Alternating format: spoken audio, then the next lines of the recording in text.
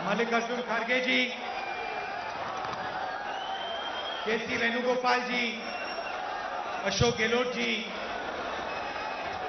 भूपेश बघेल जी, पवन Kumar Bansal ji, Adhir Ranjan Chaudhary ji, Shakti Singh Gohil ji, Anil Chaudhary ji, CWC members, PCC president, CLP leaders, senior नेता और हमारी पार्टी के प्यारे कार्यकर्ता भाई और बहनों, आप सबका यहां बहुत बहुत स्वागत, नमस्कार।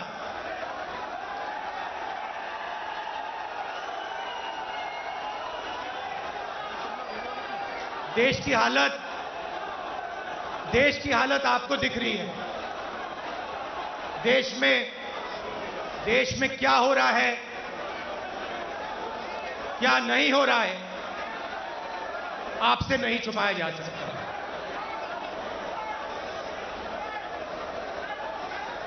और जब से बीजेपी की सरकार आई है,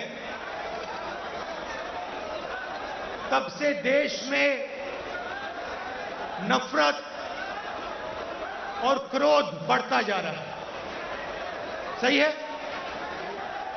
आपको लग रहा है कि नफरत और क्रोध देश में बढ़ता ही जा रहा है। सही है ना?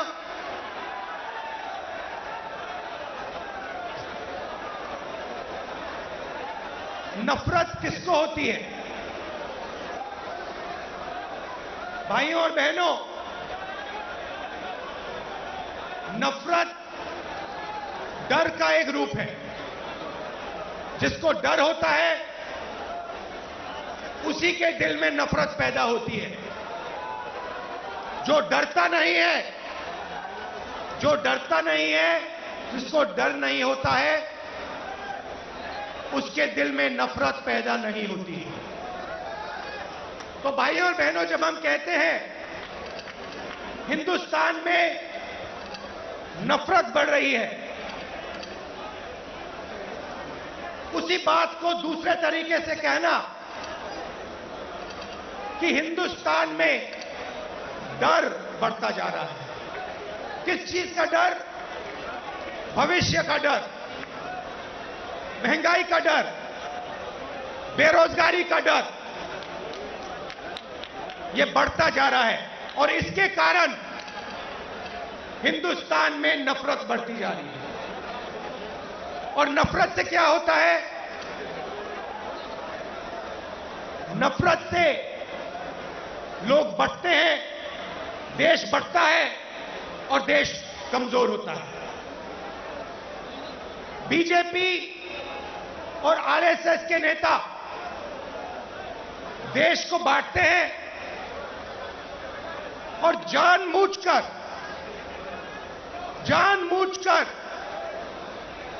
देश में भय पैदा करते हैं, लोगों को डराते हैं और नफरत पैदा करते हैं। अब सवाल उठता है, ये किसके लिए करते हैं और क्यों करते हैं? फायदा इस डर का, इस नफरत का फायदा किसको मिल रहा है? भाई और बहनों, क्या इस डर का फायदा, नफरत का फायदा हिंदुस्तान के गरीब आदमी को मिल रहा है?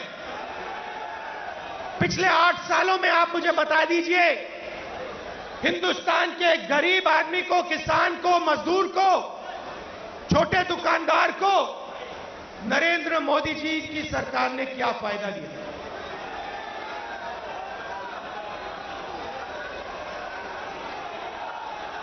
पूरा का पूरा फायदा, डर और नफरत का फायदा हिंदुस्तान के 2 उद्योगपति उठा रहे हैं। आप बाकी उद्योगपतियों से भी पूछ लो, वो भी आपको बताएंगे कि पिछले 8 साल में हमारा कोई फायदा नहीं हुआ, सिर्फ 2 व्यक्तियों का फायदा हुआ है। और देखने को मिल रहा है, चाहे एयरपोर्ट हो, चाहे पोर्ट हो, सड़कें हो, सब कुछ, सेलफोन, तेल, सब कुछ इन्हीं दो व्यक्तियों के हाथ में जा रहा है। मीडिया देश को डराती है, नफरत पैदा होता है, और फिर पूरा का पूरा फायदा बीजेपी दो लोगों को दे रही है। अब देखिए, नरेंद्र मोदी जी ने नोटबंदी की। नोटबंदी से गरीबों का फायदा हुआ? गरीबों की जेब से पैसा निकाला। गरीबों को कहा काले धन के खिलाफ लड़ाई है, और फिर कुछ ही महीनों बाद आपने देखा कि जो आपके जेब में से पैसा निकाला गया था, लाखों करोड़ रुपए देश के सबसे बड़े उद्योगपतियों का कर्जा माफ किया गया। किसान का कर्जा माफ नहीं करेंगे। किसान के खिलाफ 3 काले कानून लाएंगे। कहेंगे कि ये कानून किसानों के फायदे के लिए है। अगर किसानों के फायदे के लिए है तो फिर पूरे देश में किसान क्यों खड़ा है, सड़कों पे क्यों उतरा है और आपके खिलाफ क्यों खड़ा है? ये 3 कानून किसानों के लिए नहीं थे। ये 3 कानून उन्हीं 2 उद्योगपतियों के लिए थे। और हिंदुस्तान के किसान को यह बात एकदम समझ आ गई, इसलिए हिंदुस्तान का कानून, हिंदुस्तान का किसान सड़क पे आके खड़ा हो गया और उसने नरेंद्र मोदी जी को अपनी शक्ति दिखा दी। और जब नरेंद्र मोदी जी को पता लगा कि हिंदुस्तान के किसान की शक्ति मेरे खिलाफ खड़ी है, तो नरेंद्र मोदी जी ने वहीं कानून रद्द कर दिए। यही बात जीएसटी के साथ हुई। कांग्रेस पार्टी एक दूसरी जीएसटी लाना चाहती थी। बीजेपी ने जीएसटी को बदला, 5 अलग अलग टैक्स और जबरदस्त चोट। जो छोटे दुकानदार हैं, स्मॉल और मीडियम साइज बिजनेस वाले हैं, मजदूर हैं, किसान हैं, उन पर चोट मारी। और आज हालत क्या है? और यहां इस स्टेज से बोलना मुझे अच्छा नहीं लग रहा है, मगर आज हिंदुस्तान की हालत यह है कि अगर देश चाहता भी है तो देश अपने युवाओं को रोजगार नहीं दे पाएगा। क्यों? भाइयों और बहनों, देश को रोजगार ये 2 उद्योगपति नहीं देते हैं। देश को रोजगार स्मॉल और मीडियम बिजनेस वाले देते हैं। देश को रोजगार किसान देते हैं। और इन लोगों की रीढ़ की हड्डी नरेंद्र मोदी जी ने तोड़ दी है। तो आज जो इस देश को रोजगार दे सकते थे, वो इस देश को रोजगार नहीं दे सकते। और बेरोजगारी, जो आज आपको बेरोजगारी दिख रही है, वो आने वाले समय में और भी बढ़ेगी। एक तरफ आपको बेरोजगारी की चोट लग रही है और दूसरी तरफ महंगाई। मेरे पास आंकड़े हैं। 2014 में एलपीजी का सिलेंडर 410 रुपए का था, आज 1050 रुपए का है। पेट्रोल 70 रुपए लीटर, आज तकरीबन 100 रुपए लीटर। डीजल 55 रुपए लीटर, आज 90 रुपए लीटर। सरसों का तेल 90 रुपए लीटर, आज 200 रुपए लीटर। दूध 35 रुपए लीटर, आज 60 रुपए लीटर। आटा 22 रुपए लीटर, आज 40 रुपए लीटर केजी। तो एक तरफ आपको बेरोजगारी से चोट लग रही है और दूसरी तरफ जबरदस्त महंगाई। भाइयों और बहनों, हिंदुस्तान ने ऐसी महंगाई कभी नहीं देखी। नरेंद्र मोदी जी कहते थे 70 साल में क्या किया कांग्रेस पार्टी ने। 70 साल में कांग्रेस पार्टी ने इतनी महंगाई हिंदुस्तान को नहीं दिखाई।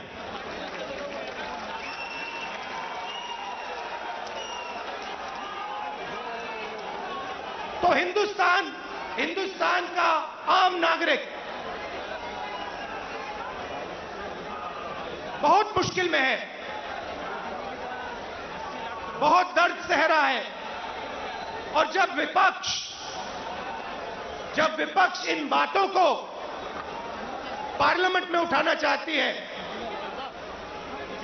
तो नरेंद्र मोदी जी और उनकी सरकार विपक्ष को पार्लियामेंट में बोलने नहीं देती। चाहे किसानों का मुद्दा हो, चाहे चाइना का आक्रमण जो हुआ उसकी बात करना चाहें, बेरोजगारी की बात करना चाहें, महंगाई की बात करना चाहें, हम नहीं कर सकते, पार्लियामेंट में नहीं कर सकते। और आप देखिए यहां हमारे मीडिया के मित्र हैं, इनका काम जो जनता के मुद्दे हैं उनको उठाने का होता है, मगर ये भी अपना काम नहीं करते हैं। 24 घंटा ये कैसे करेंगे? ये मीडिया उन्हीं दो उद्योगपतियों का मीडिया है। पूरा का पूरा मीडिया उन्हीं दो उद्योगपतियों के हाथ में है। तो सच्चाई कैसे दिखेगी? सच्चाई कैसे सुनाई देगी? और जनता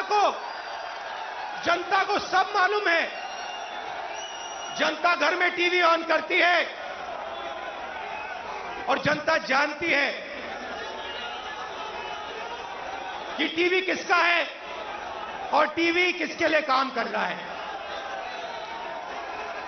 टीवी दो उद्योगपतियों का है, अखबार दो उद्योगपतियों के हैं, और ये दो उद्योगपति नरेंद्र मोदी जी के लिए 24 घंटा काम करते हैं और नरेंद्र मोदी जी इनके लिए 24 घंटा काम करते हैं। देश में बेरोजगारी, देश में महंगाई और देश का पूरा धन दो उद्योगपतियों के हाथ में। एक तरफ मीडिया का कंट्रोल, दूसरे तरफ प्रधानमंत्री पे कंट्रोल।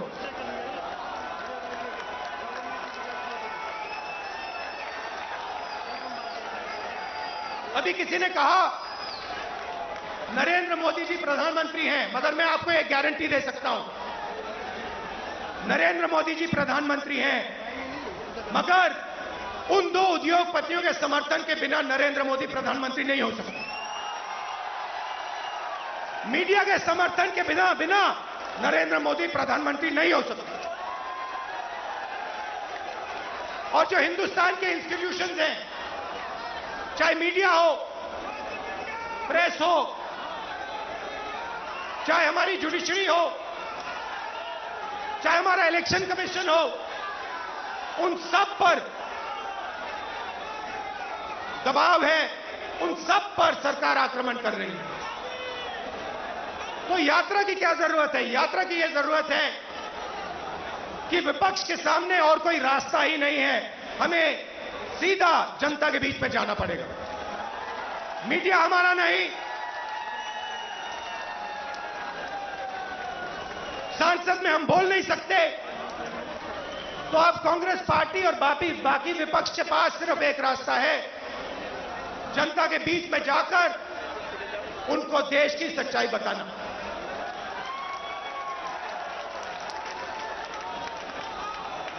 जो भी नरेंद्र मोदी जी के खिलाफ काम करना चाहता है, चाहे कोई भी हो,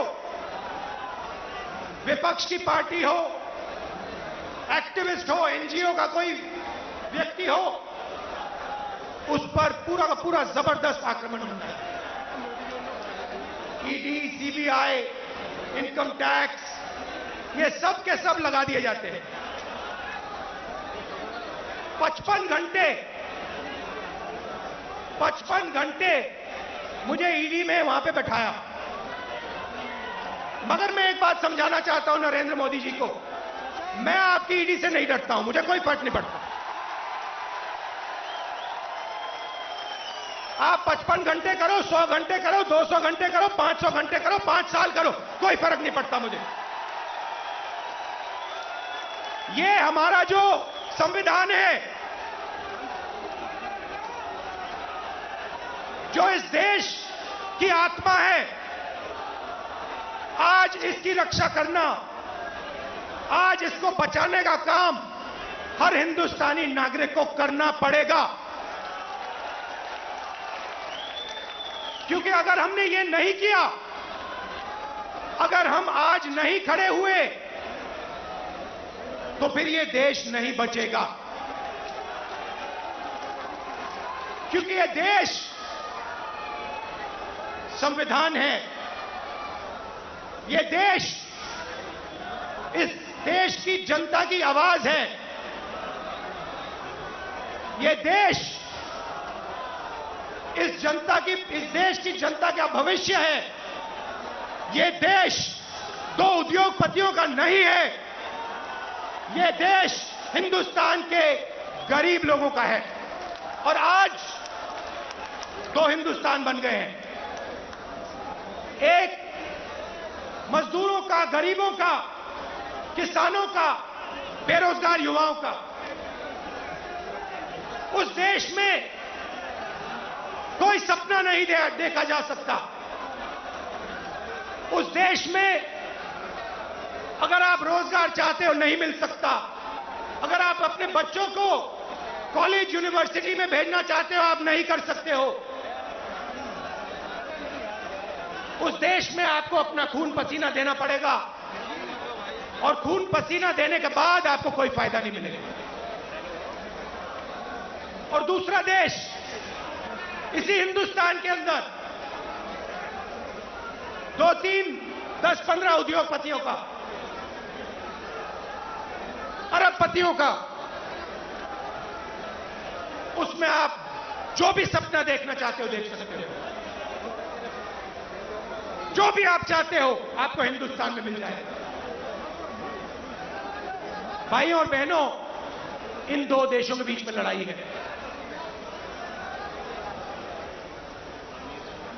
नरेंद्र मोदी जी की विचारधारा कहती है कि देश को बांटना है और पूरा का पूरा फायदा चुने हुए लोगों को देना है। हमारी विचारधारा कहती है कि देश सबका है और देश की जनता जो अपना खून और पसीना देती है, उसका फायदा 2-3 उद्योगपतियों को नहीं मिलना चाहिए। उसका फायदा हिंदुस्तान के किसान को, मजदूर को, गरीब को, बेरोजगार युवाओं को मिलना चाहिए। यह फर्क है। और आप चाहिए, आप आज चले जाइए और किसी भी छोटे दुकानदार से, किसी भी मजदूर से, किसी भी स्मॉल और मीडियम बिजनेस वाले से, किसी भी किसान से पूछ लीजिए, क्या यूपीए के समय और आज के समय में क्या फर्क है। यूपीए के समय में 70,000 करोड़ रुपए यूपीए की सरकार ने हिंदुस्तान के किसानों को दिया बिना पूछे। नरेंद्र मोदी जी ने 3 काले कानून दिए। मजदूरों के लिए यूपीए सरकार ने एक ऐतिहासिक कानून मनरेगा दिया। नरेंद्र मोदी जी ने पार्लियामेंट में कहा कि मनरेगा गरीबों पर अपमान है। और फिर आज उनको नरेगा देना पड़ रहा है, क्योंकि अगर आज यूपीए का नरेगा नहीं होता, हिंदुस्तान में आग लग जाती। जमीन अधिग्रहण बिल हम लाए, लाखों करोड़ रुपए हमने गरीब जनता, को कॉम्पनसेशन में देना, लाखों करोड़ रुपए, अरबपति बना दिए। पहले बिना पूछे किसान की जमीन छीन ली जाती थी, हजारों एकड़ बिना पूछे 1 मिनट में छीन लिया जाता था। हमने कहा यह गलत है, हम कानून लाए। नरेंद्र मोदी जी ने पहला काम उस कानून को रद्द करने की कोशिश की, उनका पहला काम था।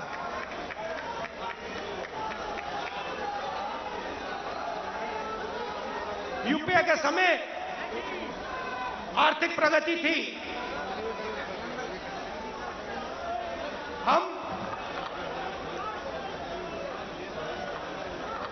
करोड़ों लोगों को हमने गरीबी से निकाला। जितने लोगों को हमने 27 करोड़ लोगों को गरीबी से निकाला 10 साल में, 27 करोड़ लोग।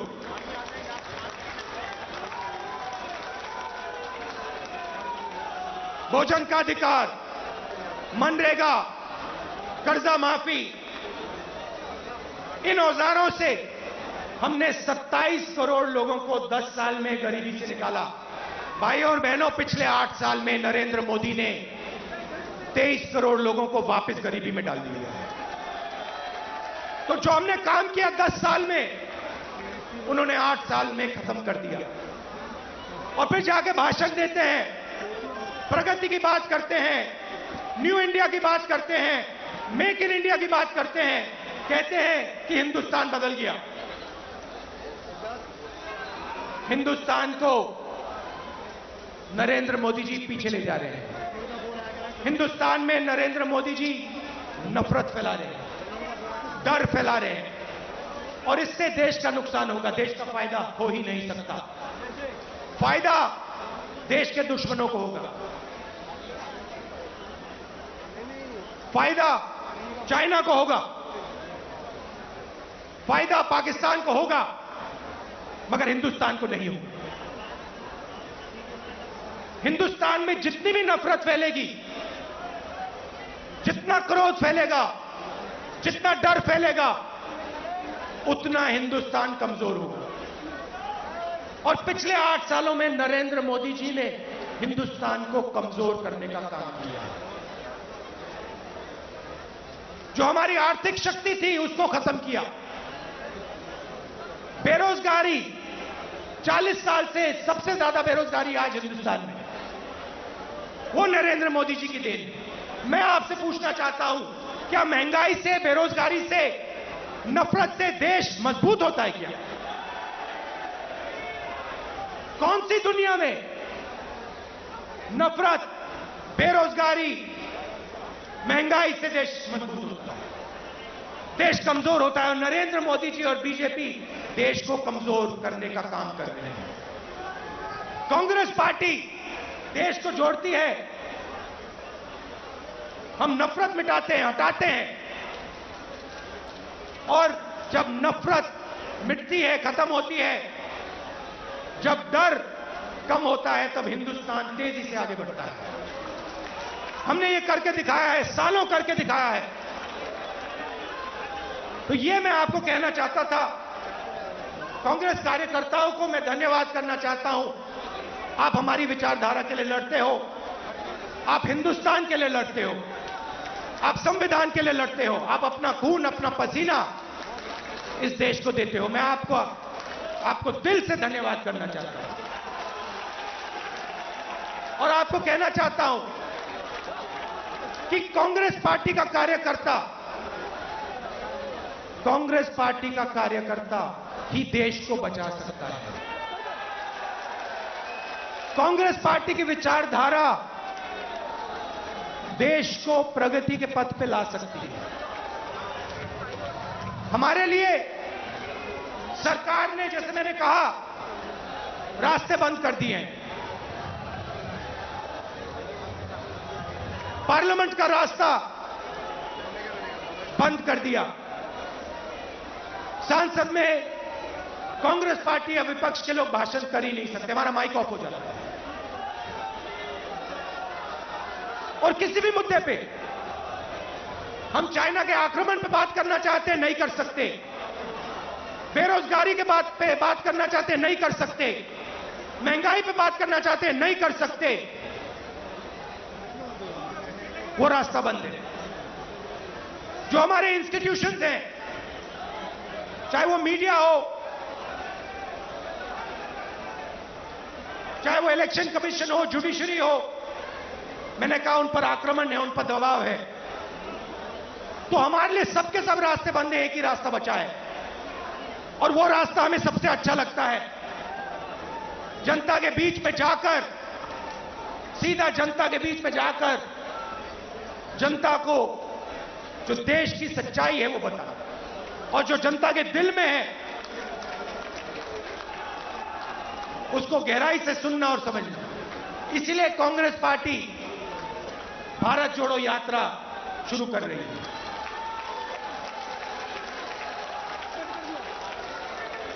आप सब दूर दूर से आए, इसके लिए मैं आपको दिल से धन्यवाद करना चाहता हूं। विचारधारा की लड़ाई है और कांग्रेस पार्टी की विचारधारा